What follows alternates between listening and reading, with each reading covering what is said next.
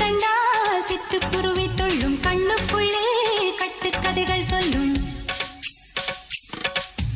10 விரல் 10 தடவை கிள்ளும் பக்கம் வந்து பச்சை கிளியை அள்ளும்